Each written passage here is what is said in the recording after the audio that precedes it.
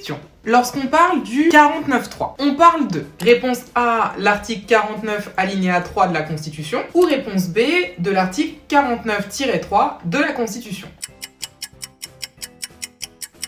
La bonne réponse est la réponse A. L'article 49.3 fait référence à l'article 49 alinéa 3 de la Constitution.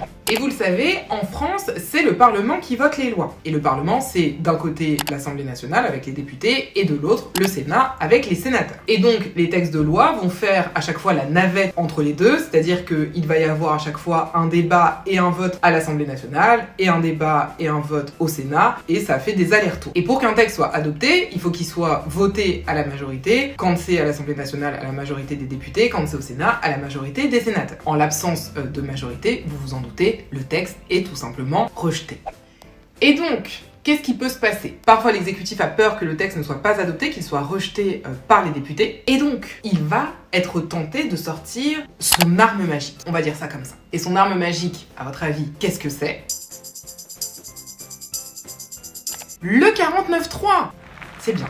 Vous suivez bien. Cet article permet de supprimer l'étape vote du texte par les députés. Ça veut dire que lorsque le Premier ministre met en œuvre l'article 49.3, le texte est considéré comme adopté par les députés sans même que ces derniers n'aient voté le texte. Donc en fait, ils votent pas, mais on fait comme s'ils avaient voté et adopté le texte. C'est ça en fait, le pouvoir du 49.3. Donc c'est un pouvoir que le Premier ministre a sur les députés, sur l'Assemblée nationale, mais en contrepartie, les députés ont eux aussi un pouvoir, puisque lorsque le Premier ministre met en œuvre l'article 49 alinéa 3, il prend un risque, le risque que le gouvernement soit renversé. En effet, en utilisant le 49.3, le Premier ministre engage la responsabilité du gouvernement, puisque les députés peuvent voter ce qu'on appelle une motion de censure.